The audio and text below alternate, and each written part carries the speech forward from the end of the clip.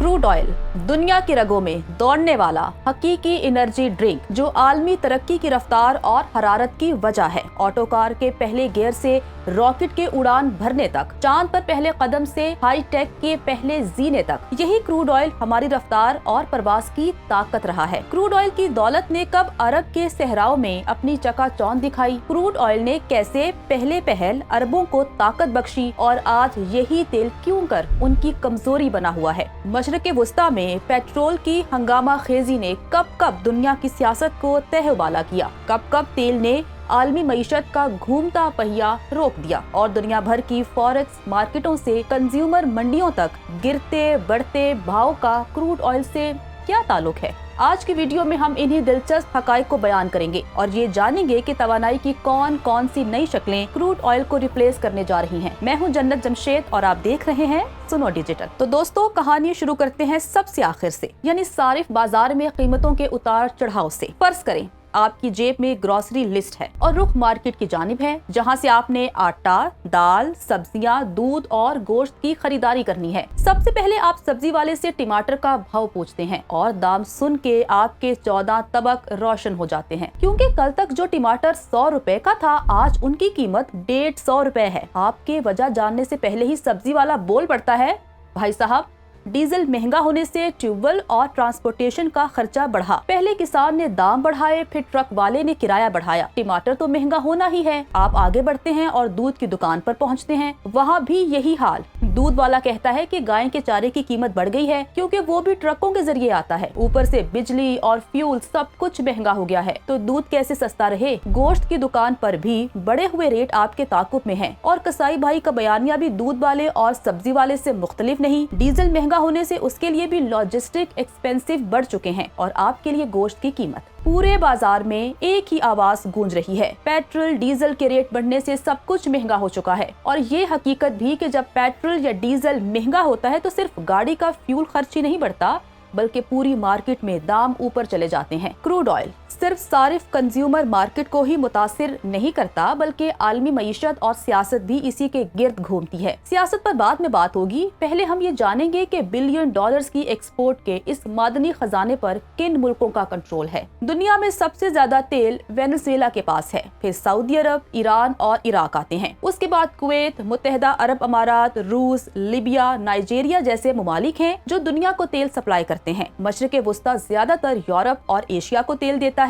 रूस यूरोप का बड़ा सप्लायर है, जबकि वेनेजुएला अमेरिका को तेल फराहम करता है। यूँ समझ लें कि तेल सिर्फ एक मुल्क का मामला नहीं, बल्कि पूरी दुनिया की जंजीर है जो एक दूसरे से जुड़े हैं। वैसे जब से अलास्का में तेल के वसी ज़खायर ने पहाड़ी गारों में मौजूद अमरीकी जखीरे को लबालब भरा है, अमेरिका बहाने बहाने से अपने सबसे बड़े सप्लायर वेनेजुएला को आंखें दिखा रहा है, जैसे आजकल अमेरिका वेनेजुएला कशीदगी। अब बात करेंगे तेल से जुड़ी आलमी सियासत की और उन बहरानों की जिनका बराह रास्त आलमी मईशत पर असर पड़ता है। क्रूड ऑयल से जुड़ा दुनिया का पहला सियासी बहरान 1973 में उस वक्त सामने आया जब अरब ममालिक ने इसराइल को सपोर्ट करने वाले मगरबी मुल्कों पर तेल की पाबंदी लगा दी। तेल की कीमत चंद दिनों में 4 गुना बढ़ गई। अमेरिका और यूरोप में थरथली मच गई, पेट्रोल डीजल की लंबी लंबी लाइन्स लग गई और मईशत की रफ्तार एकदम सुस्त पड़ गई। 1979 में ईरान का इनकलाब अपने साथ तेल से जुड़ा आलमी मौशी बहरान लेकर आया। ईरान ने अपनी प्रोडक्शन कम की तो खाम तेल की कीमत बढ़ गई। यूं मगरबी दुनिया महंगाई और बेरोजगारी के जाल में फंस गई। गोया ईरानी इनकलाब से जुड़ा तेल का बहरान भी इनकलाबी साबित हुआ, जिसने अमेरिका और मगरिब तक अपनी धाक बिठा दी। तो नाजरीन, 1990 में जब इराक ने कुवैत पर हमला किया तो दुनिया को लगा कि मशरिक़े वुस्ता का तेल रुक जाएगा। कीमतें बढ़ गई और मार्केट में खौफ की लहर दौड़ गई। 2008 का ऑयल प्राइस शॉक भी एक बहुत बड़ा बहरान रहा, जब खाम तेल $147 फी बैरल तक पहुंच गया था और नतीजे में ग्रोसरी,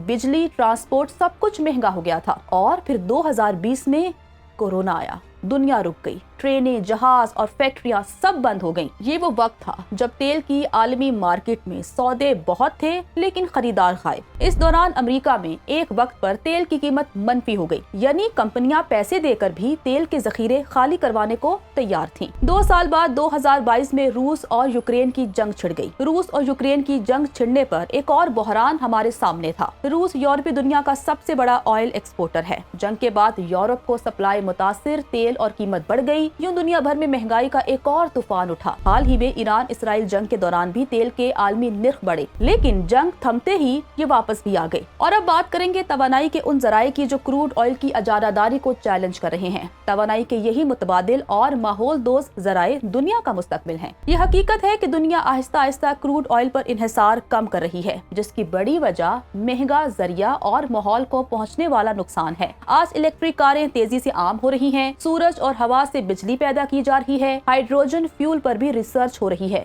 जो मुस्तकबिल की ट्रांसपोर्ट और फैक्ट्रियों को ताकत दे सकता है। और कई ममालिक न्यूक्लियर एनर्जी की इस्तेदाद बढ़ा रहे हैं ताकि साफ और सस्ती बिजली पैदा की जा सके। लेकिन हकीकत ये है कि अगले कई साल दुनिया को अब भी तेल की जरूरत रहेगी। फर्क ये होगा कि वक्त के साथ साथ तेल की बादशाहत कमजोर हो जाएगी और नई तवानाई के जराये आगे आ जाएंगे जो यकीनन माहौल दोस्त होंगे। तो दोस्तों, आज हमने देखा कि तेल महंगा होने से ग्रोसरी तक सब कुछ क्यों महंगा हो जाता है। हमने बाजार की कहानी के जरिए ये ताल्लुक समझा, फिर ये जाना कि दुनिया के किन ममालिक के पास सबसे ज्यादा तेल है, माजी के बड़े ऑयल क्राइसिस पर बात की और आखिर में हमने ये भी देखा कि मुस्तकबिल में तेल को कौन रिप्लेस करेगा। अब आप बताएं, आपके ख्याल में तेल कब तक दुनिया पर हुकूमत करता रहेगा? क्या इलेक्ट्रिक कारें और रिन्यूएबल एनर्जी वाकई तेल को खत्म कर देगी? अपनी राय कमेंट्स में जरूर लिखिए। वीडियो पसंद आई हो तो लाइक करें, सब्सक्राइब करें और शेयर करना मत भूलिए।